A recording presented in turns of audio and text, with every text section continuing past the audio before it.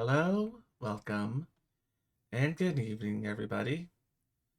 Behind us, we have an abandoned amusement park that has been lost for thousands of years. This amusement park holds many secrets and horrors of its own. But this is not the story that we are telling today. For the story we are telling today is one much closer to our time, but no less dark and holding many more, possibly even supernatural secrets. For today, as you can see by what I'm holding, we are reading Slimebeast's Dandyland, a corporate rebranding of the hit Abandoned by Disney stories. I want to add a censor, but I have no idea how to do that. Anyways, Dandyland. The following posts were sourced from a blog entitled After Abandoned.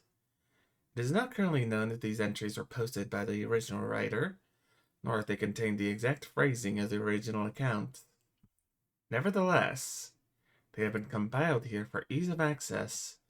Any interested parties are encouraged to review these words carefully and make their own determination as to the validity of statements herein. Most related names, intellectual properties, and locations have been changed. This has been done in an effort to ensure this record cannot be legally removed from infringement, and that its archivist cannot be charged with said infringement. For this reason, we must also note that the following content is a work of fiction. Any attempt at censoring or otherwise removing this record from public view will be appealed to the full extent of the law. For the purpose of this collection, the author of this fictional account will be referred to as Christopher Howard Slimebeast Wolf. This book is the copyrighted property of said author, which I do have permission to read this. Do not worry about that. It may not be replicated in any form other than for the purpose of review. All rights are reserved. You can scrutinize the supposed author at slimebeast.com, which I do recommend going to. There's a lot of good stories there. It has all the classics like I Hate You. I love their free heated pastas, honestly, because they take classic pastas and they I won't say rebrand, but they change them in such a way that they bring something new to the table. Also, apologies for the showing of that script. Apparently, my shortcut for pausing is the same one for showing that. Anyways,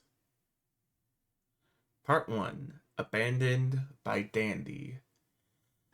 You may have heard about the Dandy Corporation's modern-day ghost towns. A company as large and as long-lasting as Dandyco is bound to make a few mistakes, and when they do, it's often cheaper to just ignore them than to throw good money after bad.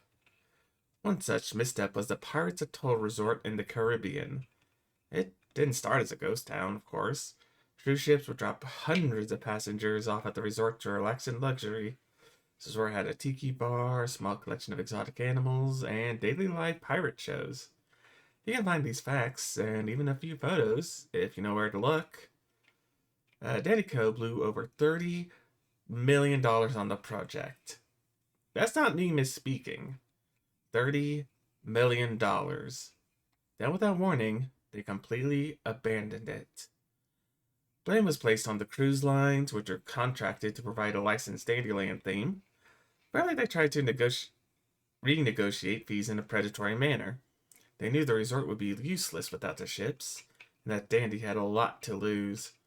Local staff on the island were also blamed for showing up late and having poor work ethic. That's where the truthful nature of the story ends. It wasn't because of greedy cruise lines, and it most definitely wasn't because those dang foreigners are so lazy. No, I sincerely doubt that those excuses hold water. Why?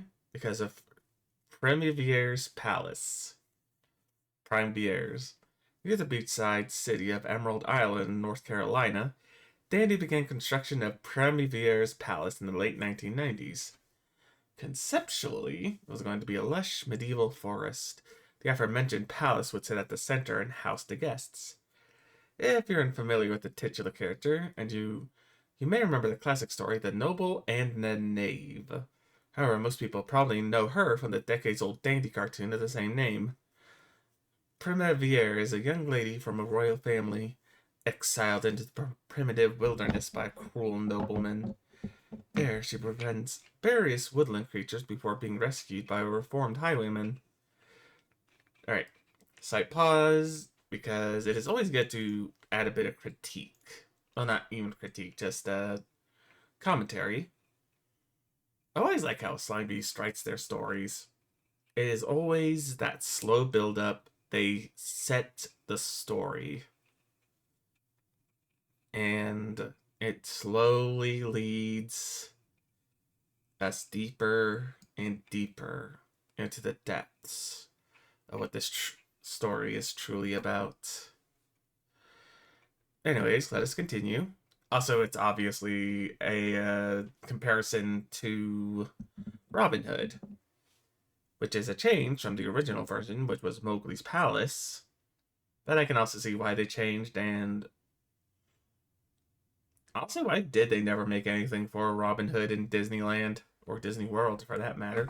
Like, it's such a popular series. I can kind of understand, like, not making anything for Notre Dame, though, but anyways, that's me rambling. That's your bonus ramble for this commentary. Well, commentary reading. Where were we? Here we are. Primaviere's palace was a controversial undertaking from the very beginning. Danny bought out a ton of high-priced land for the project, and scandals surrounded some of the purchases. The local government claimed eminent domain on people's homes, then immediately sold them to Dandyco. One home had just finished construction when it was immediately condemned with no real explanation. The land that had been seized was supposedly intended for some sort of highway project. Knowing full well that this was a lie, people started calling it Lemming Lane, a play on their mascot Lucky Lemming, and the legend that the creature took paths to their own demise. Okay, another side tangent. Who here knows about a Disney USA? Or it's like Disney's America. If you don't know about it, go look up the Defunct Lane video. It is... Oh, it is a deep dive. But that was also in Washington, so it's obviously... Oh, near Washington. But yeah, go look that up later. Alright, back to the story.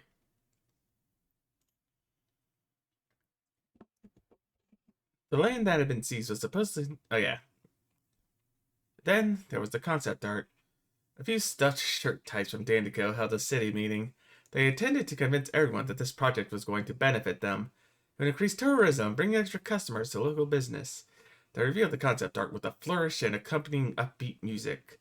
Sure would impress the audience. When people saw the garish Technicolor eyesore of the building, the surrounding tribal wilderness, and staff members dressed in wild savage loincloths and masks, suffice to say everyone flipped their shit. We're talking about a magical castle of sorts, an arcane forest, and half-naked servants. Not only would this be in the center of a relatively wealthy historic area, but also one below the Bible Belt. Magic, talking animals, and exposed skin were highly controversial at that point in time. One crowd members stormed the stage, in fact, managed to break a presentation board over his knee. Dandy took the community and essentially broke it over their knee in response. Houses were razed to the ground, land was cleared. There wasn't a damn thing anyone could do or say about it. Local television stations and newspapers were against the building of the resort at first, and some corporate connections between Dandyco's media holdings and the local news venues came into play. Their opinions soon turned on a dime. But I digress. Remember Pirates Atoll in the Caribbean? Dandy sunk all that money into it, then split at the first sign of trouble. The same thing happened with Primaviere's palace. Construction was completed, and visitors stayed at the resort with little to no problems. The smaller surrounding communities were flooded with traffic and the usual annoyances that came with an influx of lost and cranky travelers. Then it all just stopped. They shut it down and nobody knew what to think. Still, though, the lack of answers was confusing. Residents were pretty happy to hear the news. Dandy's loss was hilarious and wonderful to a large group of people who didn't want this in the first place. Personally, I hadn't given the place a second thought after hearing it had closed over a decade ago. I live about 4 hours from Emerald Isle, so I only managed to hear the rumors and rumblings. No first-hand information made it my way. Then I found an article from a blogger who had explored the Pirates Atoll resort. He posted detailed descriptions of the crazy shit he discovered there. Everything left behind was smashed, defaced, probably ruined by disgruntled former employees. Hell, maybe people came from miles around to wreck the place. They're probably just as angry about Pirates Atoll as folks here were about the palace. There are even rumors that Dandyco had released their aquarium stock into the local waters when they closed down. This would include a variety of dangerous, invasive species, including sharks. Who wouldn't want to take a few swings at them after that? The blog post about Pirates Atoll got me thinking. Even though many years had passed since it closed, I figured it might be interesting to do some urban exploration in a Premier's palace. I could take some photos, write about my experience, and pretty much copy what this other blogger had done long before me. Might even be able to take something home as a memento. Okay, so it's not a... Of course, it's not a full one-to-one, like Robin Hood thing, but I do feel like there is a bit of Disney's USA in there. Because actually, I think a lot of people wanted Disney's USA. Maybe that's closer to like Disney Paris, or back then it was Euro Disney. People did not want Euro Disney. Oh, actually, okay, wait. Okay, so for gonna spoil the Funkland video for a bit, but people kind of did want Disneyland USA. There were some people like, oh yeah, the fireworks are gonna be loud and all that kind of stuff. You know, historical inaccuracy. But that was also during like a huge bump up in like historical conservatism, especially around like the Civil War and all that kind of stuff. And Disney was building near some civil monuments. Yeah, we're gonna leave it at that. Let's continue. Also, who wouldn't want to go in with the memento? Can't say that I hurried there. It took me around a year after I first found that blog post. Over that time, I researched the resort, or rather, I tried to. Naturally, no official Dandy-related website or resource made any mention of the location. They had all been scrubbed clean. Stranger still, it seemed like no one other than myself had thought to talk about the place or even post vacation photos from there. None of the local news sites contained one word about the place, though that could be expected since they had all swung Dandy's way. They wouldn't be allowed to bring attention to the embarrassment. More recently, I learned that large corporations can actually ask search engines to remove search results. From what I've heard, they don't even need to provide a good reason for the removal. Looking back on it, that's probably what happened. It's not that there were no posts about the resort, but that their words were simply made inaccessible. So naturally, I could barely find the place in the end. All I had to work with was an old as hell map I received in the mail back in the 90s. It was part of a promotional brochure that had been sent out to people who had recently been to Dandyland. My family had visited the park in the late 80s, so we were on the list. I hadn't intended to keep the brochure, but it got shoved into a box with my childhood comic books. I remember it existed a few months into my research, and then it took me a couple weeks to get around to visiting my parents and finding where it had all been stored. After I found the map, I was sure the difficult part was over.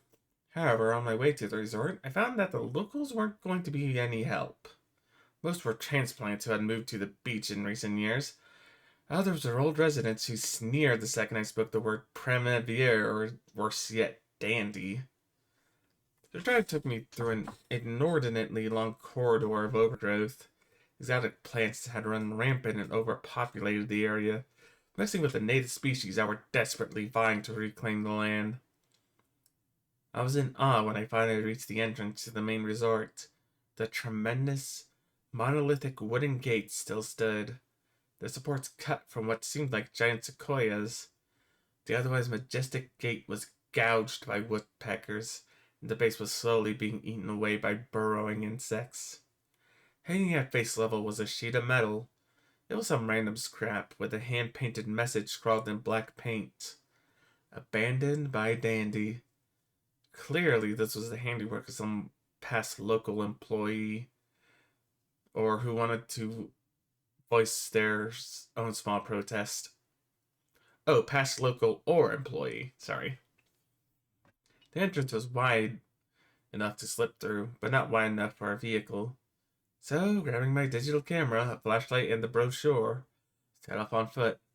Flipping the paper over displayed the layout of the resort itself. Though the landscape was a little less friendly. The inner grounds were just as wild as the entryway. Fruit trees stood untended and ragged among piles of their own stinking bug-riddled rot. There was a strange clash between order and chaos, as carefully planted rows of perennial flowers fought for space with tall weeds and stinking blackened mushrooms. All that remained of any smaller outdoor structures were piles of broken, charred debris. Something that seemed to be an information booth was now a chopped up heap of wood and splintered information boards. What vandals hadn't ruined was ruined by inclement weather. What struck me as bizarre was a large statue of Princess Primevere, which stood prominently within a courtyard in front of the palace. She was frozen in a delicate wave toward no one, staring into empty space with a demure slight smile, as generations of bird shit covered her crown, hair, and dress. Ugly, thorny vines entangled her platform. I approached the building. Any colors left were washed out, sun faded. Much of the plaster meant to simulate stonework had cracked from exposure. Where the paint hadn't peeled or chipped away, there was copious amounts of graffiti. The front doors weren't just left open. They had been taken completely off their hinges and were seemingly stolen. Above the gaping maw where the front doors had been, someone had once again painted the phrase, "Abandoned by Dandy." You were probably waiting to hear about all the awesome stuff I saw inside the palace. Forgotten valuables, derelict cash registers, a full-fledged secret society of homeless cannibals. But no, the inside of the building was so stark, so bare, that I think people may have even stolen the molding off of the walls. And it was too big to steal, like counters, desks, and giant fake trees resided in an empty echo chamber. Every step I took was amplified like a slow rat-a-tat of a machine gun. I checked the floor plan and headed to the specific locations that seemed interesting. The kitchen was as you'd imagine. It was an industrial food prep area with rows of various appliances. Those expenses were spared.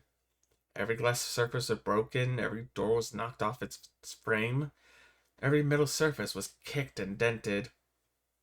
Worst of all, the entire room smelled like stale, acrid piss. The walk-in freezer, not even remotely cool at that point, had row upon row of empty shelves. Hooks hung from the ceiling, most likely for hanging cuts of meat. As I took in the sight for a moment, I noticed that several of them were swinging. Their movements were so slow and small that it was almost impossible to see if you weren't paying attention. I briefly considered that had been caused by me moving through, but they were moving in areas I hadn't even been to yet. The public bathrooms are in much the same state. Just like the Pirates Atoll Resort, someone had methodically smashed each porcelain commode with whatever was available to throw. About a half inch of stinking, stagnant water had pooled on the floor, so of course I didn't stay for long. What's odd is that the toilets and sinks, and the bidets, yes, I went in there, all dripped, leaked, or just flowed freely. It seems to me that the water should have been shut off quite a long time ago. Alright, another quick pause. So again, this is where Slimebeast slowly ramps things up. There is a slow push to show things are not right. Meat hooks slowly swinging in a breeze that does not exist. In places where you have not been yet. A bathroom that still has water flowing through it, even though, I mean, common sense would say that should have been shut off years ago.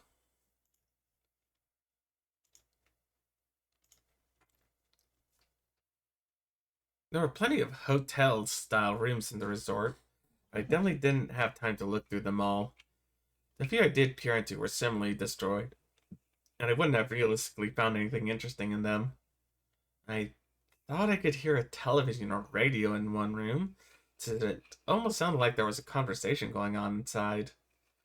It was like a whisper, but looking back, it could have just been my own breathing echoing in the silence. It was just entirely a trick of the mind. It sounded like an exchange between two voices. I didn't believe it. I didn't know that. I couldn't know that. Father told you. And I will reply similar to weeping. I'm aware of how ridiculous that sounds. Still, I suspected there might have been something running in that room. Or worse, some meth heads who had holed up there had probably would have knifed me. When I returned to the front of the palace, I figured I hadn't found anything of note. The trip had been a waste of time. I was going to drive straight home again, rather than booking a hotel room, so I couldn't even consider it a one-night vacation. As I looked outside, I noticed something in the courtyard that I must have missed before. It's something that would have given me one really cool thing to show for all my trouble, even if it was just a picture. A lifelike statue of a python, maybe 50 feet long, sat coiled up and sunning itself on a large graffiti-covered rock. It's almost time for the sun to set, so light was falling onto it in the perfect way for a photograph. I approached the python and snapped a photo. I stood on my toes and snapped another. I moved in closer to get the details of its face. Slowly, casually, the snake lifted its head and looked directly into my eyes. It turned, slithered off the rock, across the grass, and into the tree line. Its head long disappeared into the woods before its tail even left the sunning spot. Dandyco had released all of their exotic animals onto the ground. Right there on my floor plan map was a reptile house. Of course, I should have expected it. I had read about the sharks at Pirates Atoll, and I should have known they would do this. I was dumbfounded, utterly stupefied. My mouth must have been hanging open for the longest time before I came to my senses and snapped it shut. I blinked stupidly for a moment, then back toward the palace, away from the snake. Even though it was gone, I wasn't taking my chances and retreated to the building to gather my wits again. I looked for a place to sit down and breathe. I had always had an unreasonable fear of snakes. Of anything with scales, really. At that point, my legs felt like they'd become jelly. Of course, there was no place to sit down unless I wanted to recline in broken glass and a leaf carpet crawling with insects. I could have hauled myself onto a desk, but it probably would have collapsed from age. I had seen a receding staircase in the lobby and decided to have a seat there until my pulse stopped pounding in my ears. The stairs were far enough from the front of the building to be somewhat clean, other than a startling accumulation of dust. I pulled a wedge of metal off of the wall and used it as an improvised seat cover. Once again, it had been painted with the abandoned by Dandy motto I had become accustomed to. The stairways led down to a below ground level of the building. Using my flashlight, I could see that the stairs ended at a metal mesh door with a padlock. The sign on the door, a real sign unlike the hastily scrawled ones, read, Mascots only. Thank you. That perked my spirits up for two reasons. First, a mascots only area would definitely contain some interesting things back in the day. Second, the padlock was still in place. Nobody had gone down there. Not the vandals, the looters, no one. That was the one place I could actually explore and perhaps find really unique or and perhaps find something really unique to photograph or even steal. I had come to the palace with the decision that it was okay to take something back for proof. After all, the owners clearly didn't care.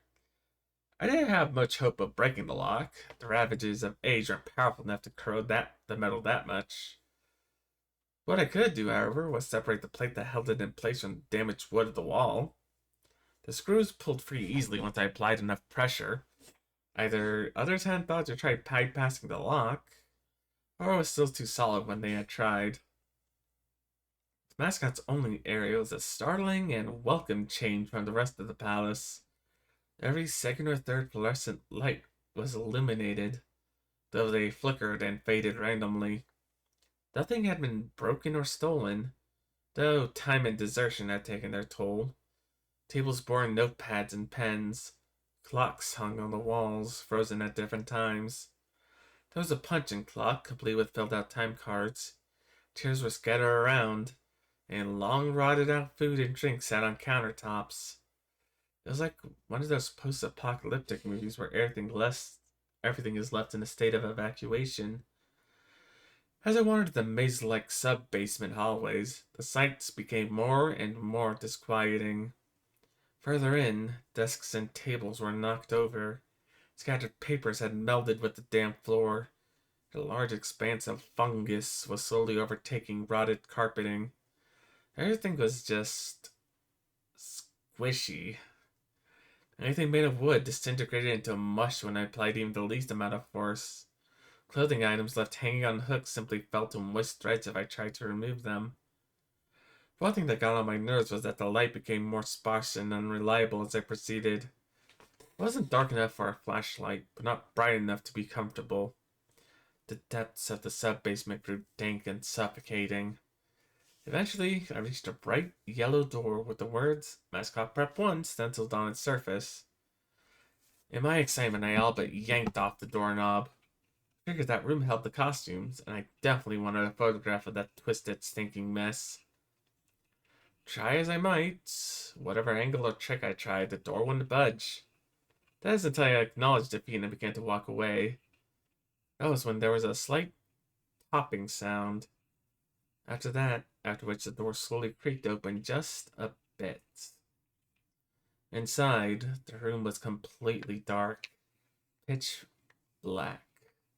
I used my light to search for a switch on the wall by the door, but there was none. As I focused on the walls, I was jarred out of my concentration by a sudden and piercing electrical buzz. Rows of lights overhead suddenly flashed to life, flickering and fading like the others I had passed. It took a second for my eyes to adjust, and it seemed as if the light was going to keep growing in brightness until the bulbs exploded. Just when I thought it would reach the critical stage, they dimmed a bit and steadied. The room was exactly how I had imagined it. Various dandy character costumes hung on the walls like strange cartoon cadavers suspended from invisible nooses. What I found odd, and what I really need to make a record of, was a Lucky Lemming costume at the center of the room. Unlike the other costumes, it was lying on its back like a murder victim. Its fur was matted and shedding, creating bare patches. What's worse, however, was the coloring of the costume. I think mold and mildew must have taken root, seemed to turn it into a photo-negative version of the actual Lucky Lemming. Black rot where he should have been white. White fungus filaments where he should have been black. His clothes seemed faded and bleached, the opposite of their usual hue. The sight was so off-putting that I postponed looking at the thing again until I was ready to leave the room. I took a picture of the costumes hung on the walls, upward angles, downward angles, side shots to show an entire row of frozen, purified cartoon faces. The occasional missing eye made it all the more grim. Then I decided to stage a shot. I was going to place one of the bedraggled characters' heads on the slick, grimy floor. Reaching for the headpiece of a loopy loon costume, I carefully removed it so it wouldn't fall apart in my hands.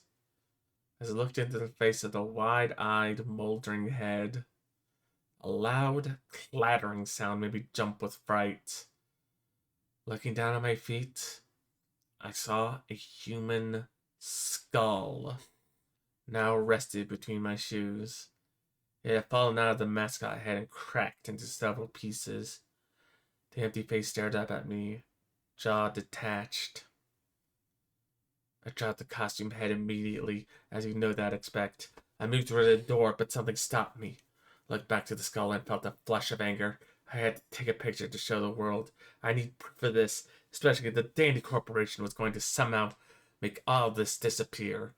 I have no doubt in my mind that Dandy was responsible for this, even if it was just gross negligence. Whatever happened, this was the real reason the resort had closed. I was the only one who knew. Me. As I contemplated the implications, that's when Lucky, that photo negative opposite character in the middle of the floor, started to get up. First sitting, then climbing to its feet. The Lucky Lemming costume, or whoever was inside of it, stood on oversized, unsteady feet. All I could do was mumble, "No," over and over again, as its false face stared me down with an inoffensive, pleasant expression. With shaking hands, a violently thrashing heart, and legs that had once again turned to jelly, I managed to lift the camera. It took all of my strength to raise and aim it at the thing that, quietly sizing me up, head tilted. The camera screen displayed only dead pixels in the shape of the thing. It was a perfect silhouette of the Lucky Lemming costume. As the camera shifted and shook in my hands, the dead pixels spread, marring the screen wherever Lucky's outline appeared. The camera died. It went blank and quiet. It was broken. I raised my eyes once again from the black screen to the costume in front of me.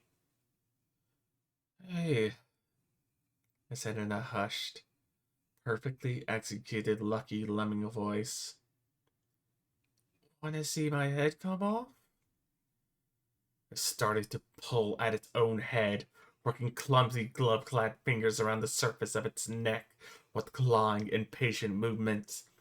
It was like watching a wounded man trying to pull himself free from a predator's jaws as it worked its digits into the fabric flesh. Rolling rivulets of thick, curdled yellow bile spilled from what seemed like wounds. At least, it looked like bile. Infected blood, pus, vomit. I had zero interest in finding out. I turned away as I heard a sickening tearing of cloth and flesh. I cared about getting away. Above the doorway out of the room, I saw a final message clawed into the metal with fingernails, or possibly bone. Abandoned by God. The picture files in the camera were irretrievable. I never got my head around writing the blog entry about what happened, which I ran from that place. Feeling for my sanity as much as my life, I knew why the Dandy Corporation didn't want anyone to know about this place. They didn't want anyone like me getting in, because they didn't want anything like that getting out.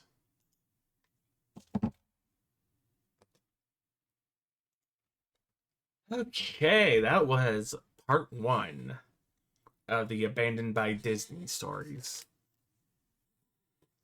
We have 2 more chapters, but let's pause and talk about this one. Even though I have paused and did little side things about it. So, I like this story. It has a solid hook. It slowly brings you in. It brings in that curiosity of we know this kind of corporation. Like, we obviously know what the original is, but even the parody of this corporation, that is something we want to know more about. Again, I do like how they start, because I think Slimebeast does something that I think some other writers either don't do at all or fail to do. And that is set the scene. Make sure we know the background. Because there are some things where we don't need the background, like Mario. I'm pretty sure a majority of us know what Mario is. Like, we don't need an explanation of how that works. Like, we don't really need an explanation of Disney, or in this case, Dandy. Because even if it's a parody, we still know what they're talking about. Is it a one-to-one? No. But it's close enough that we still know what we're talking about. Then we actually get to Primevier's palace. And I feel like Slimebeast actually knows how to choose each word carefully. Is each word perfect? No. Like, even I stumbled on some of the words, but that's me being a bit stupid, and gotta admit, I'm a bit sauced while reading this.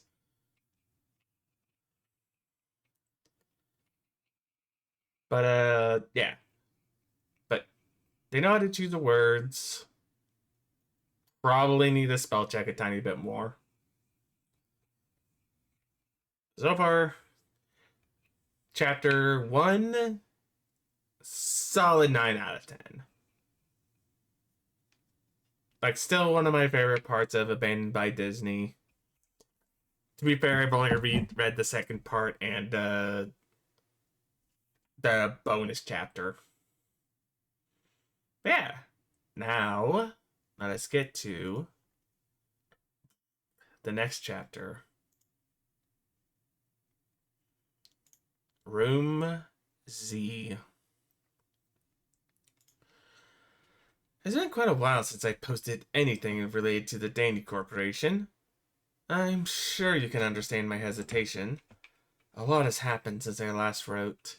I received a lot of questions and concerns from folks who read my first-hand account of Primevier's palace. I want to thank everyone who mirrored my post. It's removed from many, many places. Most likely corporate sites that were leaked on by a larger power. However, for every missing topic or shadow banned blog post, it seems like 100 more popped up. This is something they'll have to face. There's no turning back now, not for them, and not for me. I'm definitely being followed. For the first month or two, I figured it was just a sense of paranoia. After everything that happened, you'd be crazy not to be paranoid. Any casual glance or a half smile in my direction made me wonder what exactly that person knew about me. The first stalker, or rather, the first time I was sure about, was a telephone repairman milling around my apartment building. He was middle-aged, doughy, and dressed as you'd expect. Safety vest, hard hat, blue jeans, and steel-toed boots. He didn't come across as a normal worker, at least not to me. It looked like a costume. A rough idea of who a repairman would be. He seemed awkward and out of place. I knew it just couldn't be my imagination this time. I tried following him around the corner, but lost him there. Figuring he had noticed I was onto him and that he fled, I turned to go home. When I spun on my heels, there he was, staring directly at me with a blank expression. He was no more than 10 feet away. Doing some urban exploring? He asked. That was all he said. There was an accusatory tone in his voice. I know I'm not the only one who sees that as strange. It's not a phrase any normal person would use in that situation. So that's the worst part now. Never feeling safe, never feeling alone. That, and the occasional dandy merchandise left for me to find. Little rubber Lucky Lemming figures in the mailbox, a vintage Dandy Escapades magazine on my bookshelf. They hide little Luckies everywhere. 3 ovals. One tall and large, two small, and the silhouette of the famous Lemming's head. Started keeping a list of where I found them. Coffee rings on my kitchen counter. One big, two small. One smudge on the bedroom window. Graffiti on the wall on my way to work. That last one was the least subtle, using images of the earth, sun, and moon to create the obvious outline. People have emailed me about this as well. If you post anything I've said, you're going to start getting harassed. Find silhouettes of that son of a bitch, I guarantee it. They'll appear everywhere, if you know what you're looking for. The most outlandish one by far, one that actually got a chuckle out of me to the sheer horror of it, was a chalk drawing next to my car. I was taken aback when I noticed. I had been keeping a close eye out for people every time I entered the parking garage, and didn't look down until I was almost standing on it. The chalk outline was the perfect match for a certain murder victim. You're probably very familiar if you read my previous post. Written in yellow, paint I'm sure, was the single word, recant. So, quick pause again. Again, good way to set it up. Like, this isn't just like, oh, I just did this one thing and now I'm good. Like, no. Dude's gotta suffer for it. Which is very interesting. I do like that. Adds tension. Adds a slow burn to it all. Which is always a good thing. But yeah. And also, for those that don't know, recant means say that one no longer holds an opinion or belief, especially one considered heretical. So basically, they want them to say, like, take back what you said right fucking now. Put that thing back where it came from, or so help me. The only good that has come from this is that I know I'm not the only one who's seen or heard something they shouldn't have. There are others, and they've gotten in touch with me. I'm not going to give their real names. If you had to ask why, then you haven't been paying attention. Researcher goes to Dandyland whenever he can, all throughout the year. He's not there to have fun, enjoy the rides, or buy overpriced trash. He's looking for gascots. There's apparently been a long history of people reporting strange patrons throughout the park. Silent, motionless, staring visitors of every age, shape, and size. Male, female, adults, children, and teenagers. All wearing dandy-themed gas masks. Upon being spotted, these figures would then merge into crowds and disappear. More recently, the gas masks caused folks to draw more specific conclusions. Reports of possible terrorists, of course it's terrorists, and suspected bombers started flowing. All these reports most likely ended up in the trash can. No, I can't find any media reports on the subject, although you're probably aware that Dandy Corporation can control its press like no other. Researcher goes into the park, talks to a few people, and tries not to draw any unwanted attention. He asks 3 or 4 families if they've seen his friend who's wearing a funny mask. He has yet to see a gascot for himself, though he's come close. On one occasion, a child pointed him towards Wild West Town. As he raced through the crowd, he heard a voice ahead cry out, "Mommy, I want a Luke Pierre mask too." He was too late, unfortunately. The crying, spoiled child tried to show his mother what he had seen, but the person was gone. The confusion on the kid's face told researcher everything he needed to know. A guy I'm calling Lifeguard worked in dandy-themed water park from 2001 to 2003. He stood at the top of a rather large water slide and made sure none of the children got too rowdy. He passed kids through one at a time, repeatedly telling them to be safe, keep their arms in, and so on. One day, as he tells it, a heavy-set boy goes down the tube and doesn't come out the other end. He sent 2 or 3 kids after, since the whole thing moves at a steady pace. Naturally, you'd expect that if the fat kid got stuck, the kids that followed would be stuck too. Not so. Only the big one disappears, Everyone else comes out the other end, cheering and splashing like nothing's wrong. Lifeguard shuts down the slide, aggravating all the kids in line. Before we can go through any of the strict safety procedures, splash! Patty finally comes out. Staff members had to pull him out after he sank like a stone. His skin was turning blue, and he was wide-eyed. All he could do was mutter, "No-face kids," and "Stop squeezing." The kid was okay, in case you were wondering. He got carted off to the medical center, and word spread that he was a little shaken, but in good health. When Lifeguard was told to open the slide again, he made a big stink about how it clearly wasn't safe. Despite his complaint, he was threatened with firing and begrudgingly did as he was told. From that point on, he kept an even closer eye on the children. Every so often, they would come out in the wrong order. None were ever as stunned as that one kid, but they always had a vague look of concern. It's like they were in a dreamy half-stupor and had to take a moment to find their way back to reality. They take in some water and choke a bit, and wouldn't come back up to right again. I read that email with the same sense of unease as you might be feeling right now. I wanted him to share his own story, and to get regulators involved. In the end, he didn't want to expose himself in that way. I don't really blame him. Snow White played a character at the Dandyland park. No, that wasn't the actual character she played.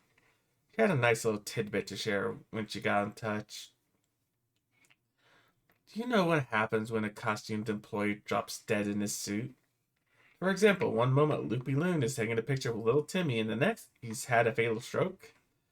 Fun fact, the second costumed mascot in the area has to sit with a corpse on a curb or bench. They then wait for a designated dry cleaner to arrive and discreetly cart the body away. No one officially dies on Dandyland property. All the while, patrons aren't told that they're taking photos with the dead body. Feel free to check your photo album at this point. Okay, quick thing. That is just a story note. As far as anyone is concerned, that is actually false. There's no thing of mascots having to sit with other mascots if the other one kills over, basically. So, yeah, I just wanted to have a little side note of that. That was bad, but another fellow known as Janitor had even worse things to say. Dandyland was built with a series of underground tunnels just below the feet of its guests. These tunnels go down for 3 stories. Anything and everything employees might need is down there. There are even chain restaurants strictly for the numerous park staff. The reason you never see characters out of place or janitors wandering through the park is that they pop in and out of hidden doors. They then enter what amounts to a hidden town right beneath you. Okay, so what they're talking about is the utilidors? Or the utilicorridors. And I don't think it's that big. Also, the utility corridors are only mainly in Disney World, I believe, and that might only be the Magic Kingdom, but if I am wrong, someone is free to correct me. But yeah, I thought I'd add that little bit there. JR told me something else that might be common knowledge, but was news to me nonetheless. Wink Dandy had multiple residences built into the park. There's a penthouse at the top of Brunhilde's Tower. There's an apartment built into the Vikings of Valhalla ride, and they're all completely hidden from the public. Which is true. Like, there is a hotel room in Cinderella's Castle, at least in Disney World, and you can actually get picked to go up there. I think you can, like, pay a bunch. They're probably talking about the Pirates of the Caribbean ride. I'm not sure if there's a hotel in there, or a hotel room in there, but I would not doubt it. It looks like there could be one.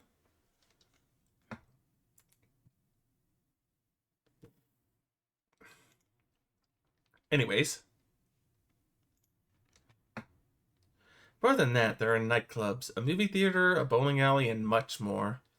All of these areas are concealed behind doors built into the whimsical facades you pass by without a second look.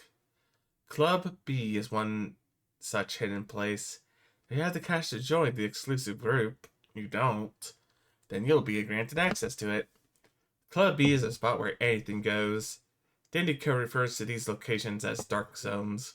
They're the places where the squeaky clean visage of Lucky Lemming gives way to drinking, sex, and drugs. Conversely, the rest of the part is the bright zone, with a few gray zone corridors between for drunk and rowdy club members to come and go. Janitor said that it wasn't always that way.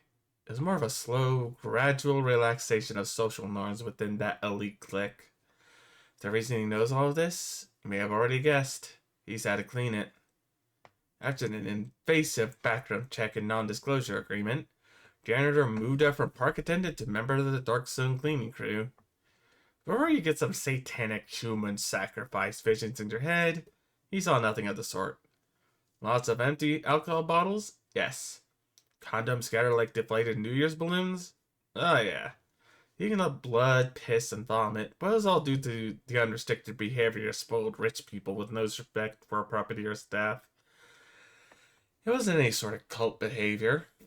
All that trash, all that profane shit, went into a furnace and mingled with the smoke of a quaint cottage chimney.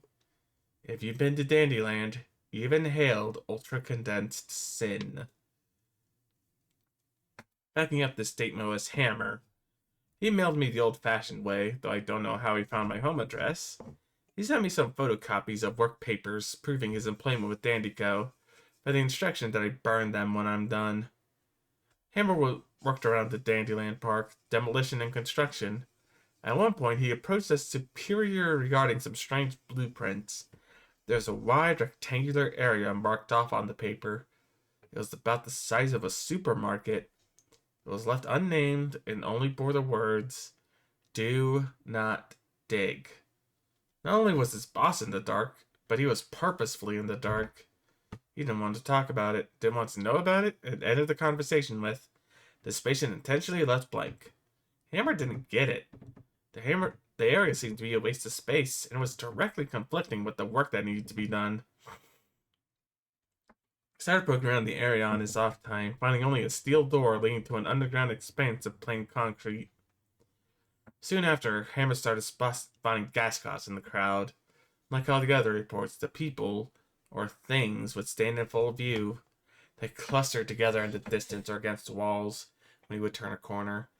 He said they moved weakly, like a deer that had been injured by a hunter and couldn't flee anymore. The gas masks, dandy characters' faces with filters jammed in, seemed wet inside. Condensation, like on a car window, glimmered behind the glass, making it impossible for them to actually see. Probing a further bit, Hammer started asking questions of anyone and everyone who had been working in the park for a decade or more. He hit dead ends throughout until he was directed to Ida. She was an elderly woman who worked in a restaurant on the park's Center Avenue. She had been there since way back, and though nobody had the guts to ask directly, everyone knew she must have plenty of strange stories to tell. Hammer asked about the empty space, then about the gas masked patrons. At first he thought I would receive the same non-answers he'd gotten so far. She went quiet, eerily quiet. "Room Z," she croaked. She put a single shaking hand to her cheek, as if she were a child fearing punishment for what she had dared to say out loud. She didn't look at Hammer for the rest of the conversation. Room Z, as it turned out, was another hidden room just like the others. However, its sheer size and its spot deep beneath the park clearly separated from the fun dark zones. It was, in fact, a bomb shelter. Room Z was built to withstand a massive attack, be it from foreign or domestic enemies. It was stocked with enough rations to feed the entire park's average number of visitors at any given moment. It has a smaller, more lavish panic room for VIPs than the Dandy management.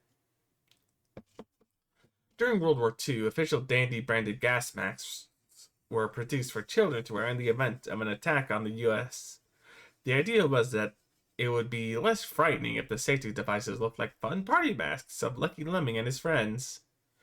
Yes, they ended up looking more terrifying than the originals. During the Cold War scare of the 1960s, when Dandyland was constructed, Room Z was stocked with similar masks as well. Whether they cared about the fears of children or whether it was just a way to make use of what they had been produced, the things found their way down there. Worse yet, some genius decided that kids would then be frightened by the gas masks their parents were wearing. So all masks, child and adult sized, were made to comply with this poorly planned concept. Ida described the negative effect as treating a cut with lemon juice. None of this explained what Hammer had been seeing, though. Not only the seemingly supernatural appearances, but the empty room as well. "I've been in there," he explained.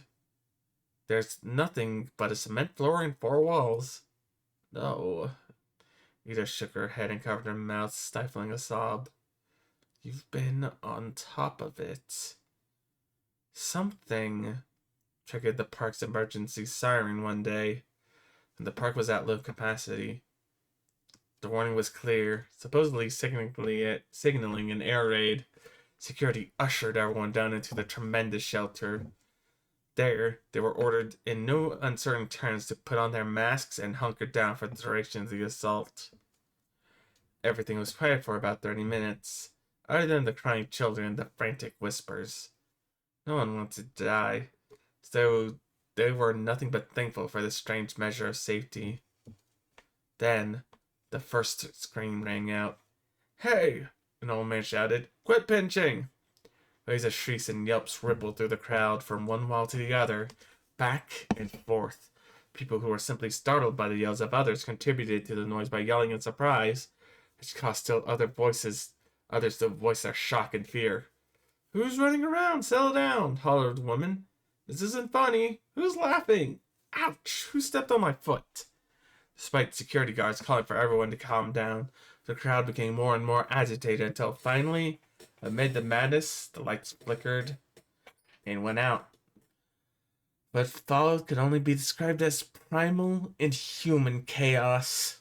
In the dark, only the wails of the young and the anguished cries of adults could be heard in a massive swelling din that bloodied the ears of everyone trapped in the black echo chamber. A group of staff members and a select few patrons of the VIP room made it out the door, ready to face the war above rather than experience the insanity below. What they found, though, was a desolate and untouched theme park. Music continued to play, echoing through silent and empty storybook towns. It had been a false alarm. Upon returning to Room Z, the few who stood at the top of the staircase heard no signs of the previous pandemonium. There was only silence. Ida herself descended the steel stairs, despite the begging of those she left above. She reached the reinforced doors as she entered the darkness at the base, hearing only the buzzing in her ears. A single voice came out of the darkness. The echo inside made it impossible to tell whether the mocking, raspy voice was at the back of the shelter or if it was right in front of her face. "Shut the door, dear. You're letting out the cold." Gripped by terror, she did as she was told and slammed the doors before running back to the others. Within days, the entire thing was covered in several feet of cement. Air systems and generators were removed, and then nothing remained but a large empty space above. "They're all still down there," Ida told Hammer. "Down there with whoever that was. I can't imagine how I would tackle the research necessary to confirm this. It is my firm belief that if anyone digs into this, they'll find a large number of people who visited Dandyland many years ago, and all went missing in a variety of ways. Fiery car accident, a plane crash, victims of unnamed hitchhikers. As I said earlier, no one officially dies on Dandyland property. You might notice I used Ida's real name instead of giving her a pseudonym. Unfortunately, she passed away some time after telling her story. Accidental fall, supposedly, after getting out of bed to answer the door.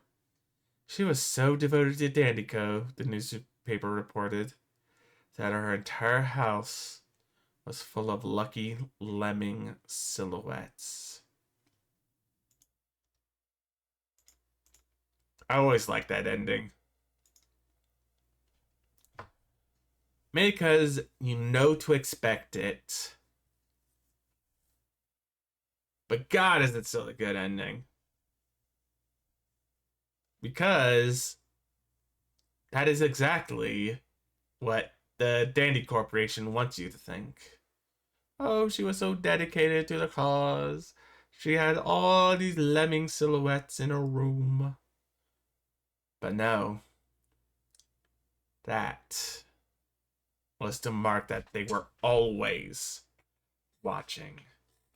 And I bet Ida knew that she was going to be gone soon. And I bet if we looked at Hammer, he'll be gone soon too.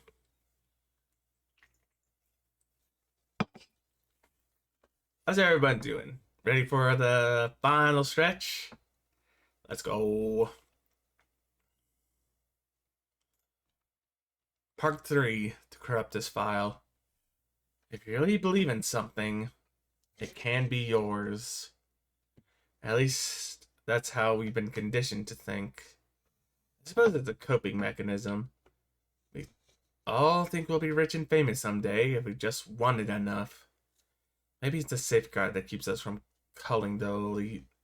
This probably isn't the best way to start a blog post, but I'm exhausted, so fuck it, I'm leaving that in. Corrupt this. That was the subject line of an email I received right before my ISP dropped me. My phone was bricked on that same day. Hell, it might have been the exact same moment. Though it's impossible to know since I only tried my phone when the laptop couldn't connect. Corrupt this. I had never heard the word before, and to be honest, I'm not even sure it is a word at all. It sounds like Latin. I haven't bothered to check, so as this is the first time I've gotten on the web since I unexpectedly went off the grid. I tried to sign on at the local library, of course. My card was revoked for unpaid late fees on books I've never read, much less checked out. Most of it was fetish material and self-help books for various mental illnesses. However, the detailed tome regarding weapons of mass destruction seemed to be the most concern to the librarian. I hung around the library for nearly half an hour, until someone left a computer logged in and unguarded. When I went to check my email or even tweet a complaint, I found that those accounts were gone as well. Honestly, I should have realized they wouldn't be there anymore. That was long before the computer's rightful user was pointing me out to the librarian at the front desk. I guess she wasn't a fan of taking the direct approach. I went out the door before anyone could cause a scene. It's been about 2 years since I left Premier's palace and never looked back. The original blog post had come and gone across so many different sites I can barely remember which place was the first to host it. If I had known how far this would spread, I don't know if I would have been able to hack out that clumsy 2 a.m. account of what happened. The pressure would have been too great. I guess there's a certain amount of comfort in the idea no one will see or care about what you write. It appears that a majority of the sites remove the information either upon direct request from Dandyco or when fear of such a request coming their way. I know of a very popular vlogger who took down readings of my post. The rumor was that someone threatened to sue him, some supposed author of the story. Bullshit. I know firsthand they took the videos down in about a pants-shitting fear. You see, his partner company is directly owned by the Dandy Corporation. I had to keep my After Abandoned blog up to date for as long as I could. I don't know how many people out there saw my notes on Room Z, Club B, and so on. So they're out there if you know where to look, at least at the time of this writing. Yes, Club B exists. No, it's not a typo of the publicly known Club D. I later learned from the same contact that there's a Club A as well. The debauchery only grows as the letters ascend. I heard of a Club Z from a less reliable source, so I can't confirm its existence. I also don't know if it has any connection to the room of the same name. Yes, the door probably said characters only or cast members only instead of mascots. I know, I heard all of you. Thank you so much for clarifying that. Repeatedly. I'm sure your memory is crystal clear in moments of abject terror, right? Overall, I'm glad that my words have spread so far and wide. The downside is that so few of you have taken me seriously. I can't stress this enough. Pirates Atoll? Real. The Gray Zone corridors? Real. Just because you can't substantiate the rest on your own doesn't mean it's fiction. Instead of picking apart the details and making gains about how cool be to have been in my position, maybe you could just start taking me at my word and dig into what's going on. Maybe? I don't want this to be a rant. I want to stay focused, make sure I post exactly what I want to make public. All of the stress, the stalkers, the phone calls, and broken windows, I know it's supposed to keep me off track. They want me confused, scared, and most of all, they want me quiet. There's a team of people in suits that I see at random times. I call them the focus group because they pop up with clipboards and pens taking notes on everything I do. They all have the same outfits, the same thick-rimmed glasses, and the same red pens that scream we're judging you. The first time I noticed them, they were following me through the mall. I looped and turned, trying to be sure they were really following me. There they were, every step of the way. Days later, I spotted them again in the laundromat window across the street from my new apartment. I chased one of them down once, the tubby one. They all stayed silent through the chase, and even during the scuffle that followed. When I wrested the clipboard from his hand, all I found was page after page of messy, random gibberish, coupled with crudely drawn dandy characters. It was all rendered in the same red ink. I know it sounds insane to say that a group of men and women in black are following me and taking nonsense notes.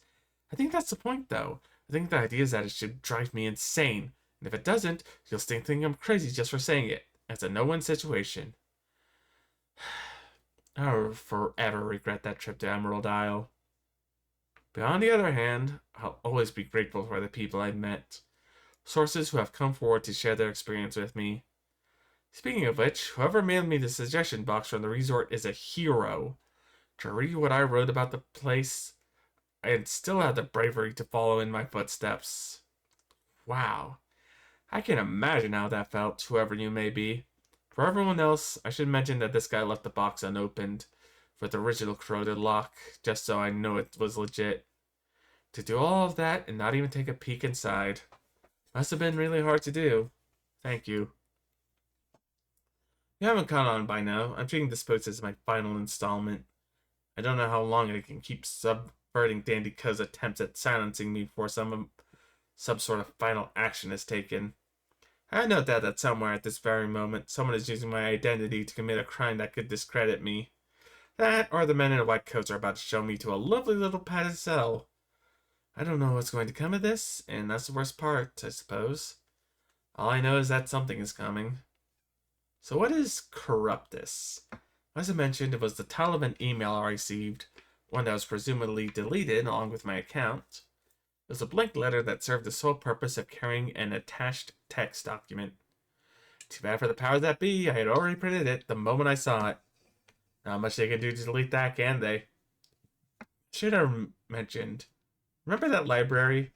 I used their photocopier to run off a few hundred duplicates of that file. Half are stapled up in random places, some were handed out to random people, and the rest? Let's leave those for a little surprise. Have fun trying to stifle that, you horrible rodent fuckers. Without any more rambling, here's the letter, word for word. Right from a source I won't divulge, though I assume it's an untraceable dummy account anyways. Summation of Corruptus incidents for January 2015. For official use only. This message contains information that may be confidential or proprietary, or protected by the attorney-client privilege or work product doctrine, intended solely for the use of the addresses named above. Any review, disclosure, distribution, copying, or use of the information by others is strictly prohibited. If you have received this message in error without authorizations, please advise the sender by immediately reply and delete the original message. All emails sent to this address will be received by the Dandy Corporation email system and is subject to archiving and review by someone other than the recipient. Violation of this disclaimer as written will result in prosecution. Please refer to official guidelines with relation to known and unconfirmed incident reports. Respect regulation as per ongoing and or finalized designation. Known Corruptus incidents up to including January 2015. Pirates Atoll. Extreme agitation, inappropriate activity within vulture population. Mild to moderate agitation, inappropriate human activity.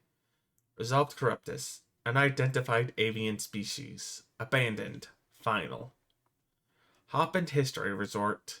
Misplaced immobile objects. chronological displacement anachronism, unresolved corruptus, wandering entity, pending, Dandy's Crawling Creek, microorganism infestation, unresolved corruptus, clear man aka see-through man aka friendly John, abandoned, final.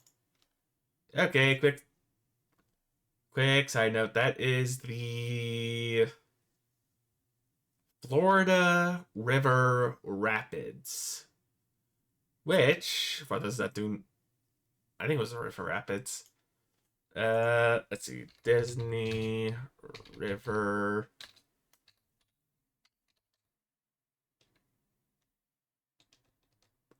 Let's see, abandoned water park. River country. Yeah, that's obviously river country. Because of, basically brain-eating amoebas. Or at least that's the story that they give us. Anyways, yeah, that's the one I remember. The Visionarium, Fantasy Foundation, second floor. Multiple missing person reports regarding TV Me green screen experience. Pin screen fatality. Vibrating mirror sickness. Unresolved corruptus. Silly sorcerer installation. Abandoned. Final. Okay, so that's probably the figment. Imagination. Primeviere's Palace. Auditory hallucinations and or projection. Misplaced immobile objects. Moderate to severe agitation, inappropriate human activity. Unresolved corruptus. Inverted character. Abandoned. Final. The Technosphere. Resolved corruptus. Fiber optic worm. NGN-C1. Resolved corruptus. Digital howl. NGN-C2. Resolved. Repurposed. Room Z. Sudden onset mass hysteria. Auditory hallucinations and or projection. Unresolved corruptus. Unknown. Contained. Final. Please note, Pico's Play Place of China is not an officially licensed Dandy Corporation attraction, and no information or resources are to be shared with those responsible for containing its residents. Complete list of suspected corruptus incidents and reports may be available. It took a few readings before I got my head around it. Essentially, if the attached file was to be believed, then the events I had experienced were not part of an isolated incident. The panic within Ruzi, the gas cops, they seemed like part of a much larger problem. What is corruptus? Corruption. I mean, I don't need a translation program for that, even if I felt like I could take a break from writing without the risk of someone finding and disconnecting me at any moment. Corruption of what, though? Dreams? Ideas? Desires? I've never been a religious person, but I was dragged to Sunday school more than enough times to know about the golden calf. Heard of false gods created by man's. Icons, graven images, characters, mascots.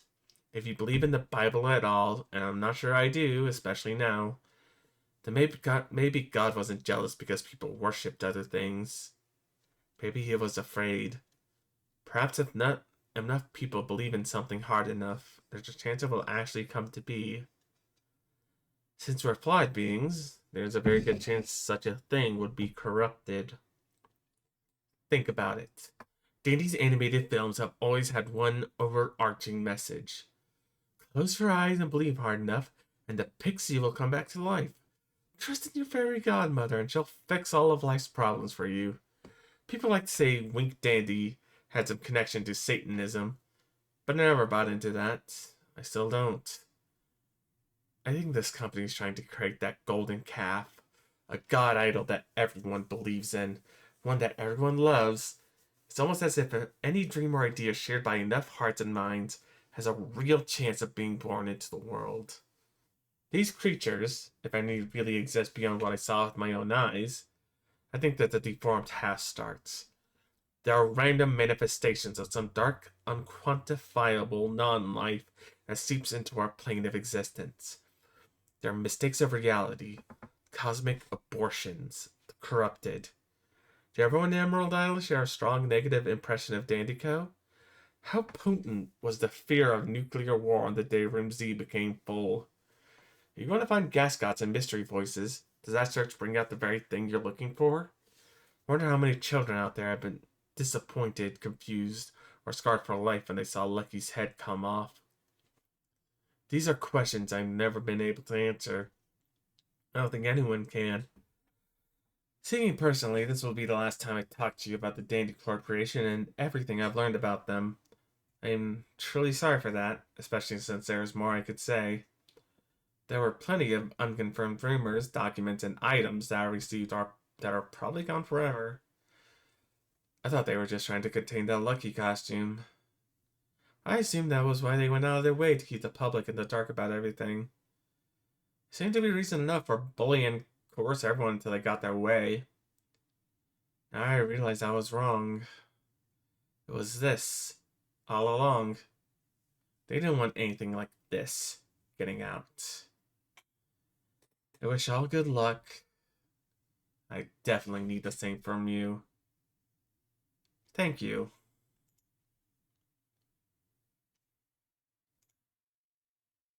That would be a good pin to the series, but we still do have the epilogue, which does tie everything a lot better. Does it tie it perfectly? No, but it does show how everything ends. And I think it's a good end. But yeah, corrupt this. I like the idea. Believe in something hard enough and it will come true, but it won't be what you want it to be. Yeah, anyways. Epilogue. Some small suggestions. Suggestion. We could use another person to check in during peak hours. Suggestion. Please move the hot dog cart away from the main water slide. Also, please have water slide staff keep an eye out for children who just ate. When anyone gets sick in there, 3 or 4 people have to go through it before we know about it. Suggestion. It would be nice if we had a way to give more detailed information anonymously. Maybe private meeting time with management? Suggestion. Need more security at South Gate. Suggestion. Music in the reptile house keeps slowing down and reversing. It's very annoying. Suggestion. Please tell the mascots not to try eating in their costumes. We keep getting one in with food all over its face and we think someone's trying to be funny. The mouth opening is mesh, so eating isn't even possible. Suggestion. Please fix the music in the reptile house. It's still driving me up the wall. Suggestion. Guys are complaining about the amount of towels in their rooms. Suggestion. Need a better or newer coffee machine for the break room. Suggestion. I wasn't going to say anything because I'm pretty tolerant, but please stop admitting children without faces. They won't stay in the guest areas. Suggestion. The Carmen era could use a bigger selection of movies and games. The collection is already getting stale. Suggestion. Still need security at Southgate. What's cheaper, having a staffer pass by once in a while or painting over all the vandalism? Southgate needs more security. Suggestion. What are we doing about the profanities at the employee exit? Security, then there are more times of the day or whatever. Suggestion. Don't feel safe leaving Southgate at end of shift. Suggestion. Frank is cheating at solitaire when he thinks I'm not watching. Please do something about this immediately. Suggestion. Tell the characters to stay out of where they don't belong. One of them keeps turning off music in the reptile house. Can't tell who because of the suit. Have a meeting or something. Suggestion. Please give costume employees more break time or allow them to take short breathers during work hours. Sweat and body odor are one thing, but now we keep getting the same suit full of vomit. Suggestion. Stop Frank, he's a menace. It has now spread to Sudoku. I'm not making this up. Suggestion. Sorry to write on a napkin, but we need more suggestion cards or else somebody's stealing them all. Suggestion. Stop the fucking music. Suggestion.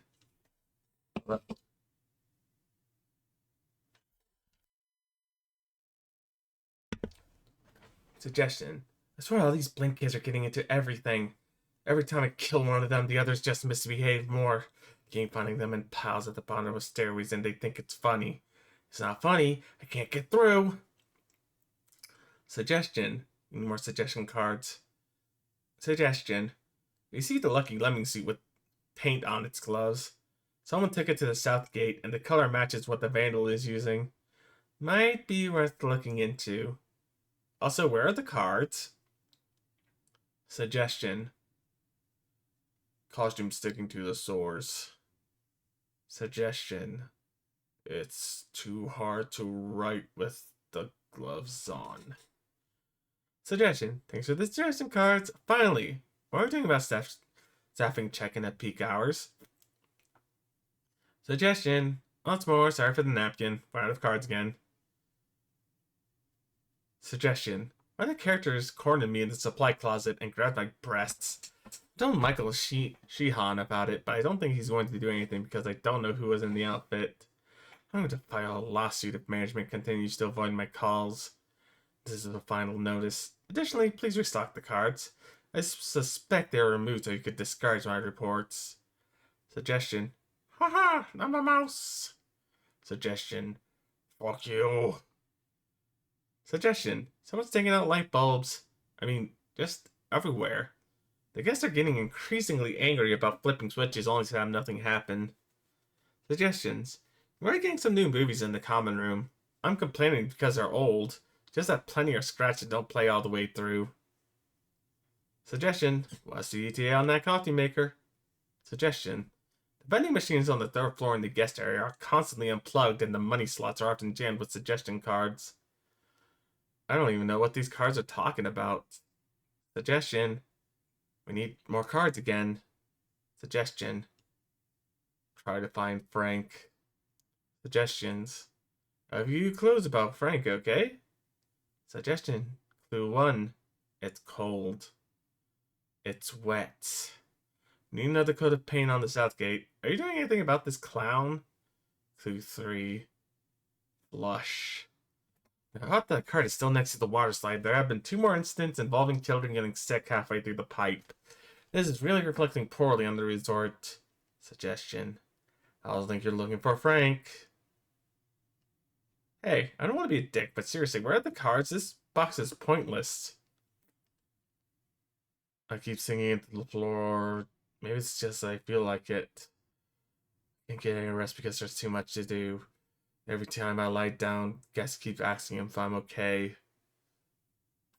I can't get my head off. I can't get my head off. I can't get my head off. I can't get my head off. I can't get my head off. Suggestion. Ignore previous card. It was my real head. I forgot. The costume is sticking to my sores and there are more sores. All I am is sores. The costume is breathing. If I don't match its movements, I can't get any air. Suggestion. F. Suggestion. Lick.